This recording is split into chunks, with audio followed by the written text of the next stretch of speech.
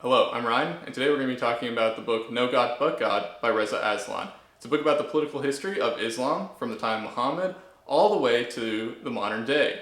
First, I'll talk about the things I liked about the book. The writing of the book is very good. Aslan does a great job of being very informative while not bogging down the reader with excruciating details or minor characters in the history of Islam. Also, the book is entertaining simply due to the fact that the history of Islam is entertaining itself. I don't personally have any religious affiliations, but I have to admit that the history of Islam is simply way more entertaining than the history of Christianity. The story of Muhammad and his first four caliphs is some serious Game of Thrones shit.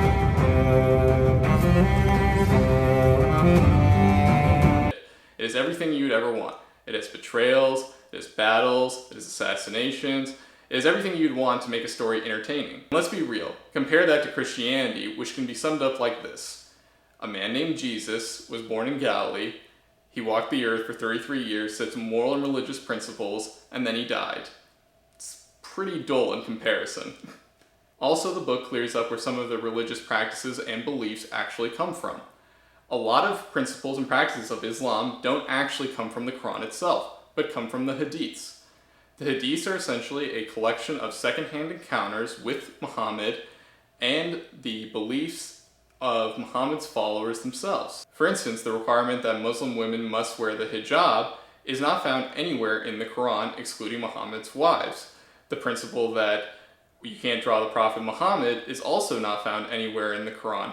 All of these things come from the Hadiths, which come later. Reza Aslan points out that a problem in Islam is due to the fact that there is such a sheer volume of Hadiths in circulation that have questionable validity that you can almost justify any action in Islam as being righteous. I also enjoyed reading about how the more extremist views in Islam came to be, from the Sads making an unholy alliance with Muhammad al-Wahhab, to the Ayatollah al-Khamenei essentially claiming he was the 12th Imam, or the Shiite Muslims' version of the Messiah.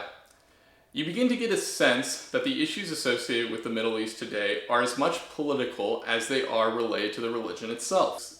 Some of the things I didn't like about the book was the fact that Reza Aslan seems a little bit overly apologetic for the religion at times. He likes to point out how the extremist parts of the religion, such as Sharia law, aren't actually in line with the Quran and therefore shouldn't be considered a part of the religion. However, my feeling on this issue is this. Religious beliefs are not static. Religion is ultimately what the people and the leaders of that particular faith believe at a certain time. It doesn't matter whether or not the Quran is in line with Sharia law principles. The point is that a large percentage of Muslims today believe that Sharia law is a part of their faith. For instance, the book of Leviticus chapter 20 verse 9, which is in the Jewish Torah and in the Old Testament, says that anyone that dishonors their father or mother should be put to death and is guilty of a capital offense. If you met Jewish parents, you probably wouldn't think that they are killing their little bundles of joy every time their children throw a tantrum.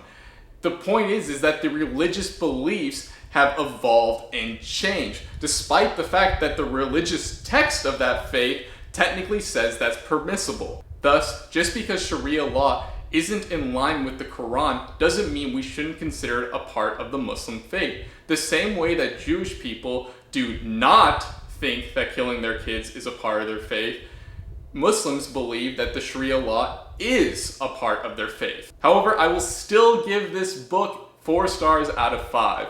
It's entertaining, it's engaging, and it's a great starting point for those people that want to learn about a religion that's shared by over 1 billion people.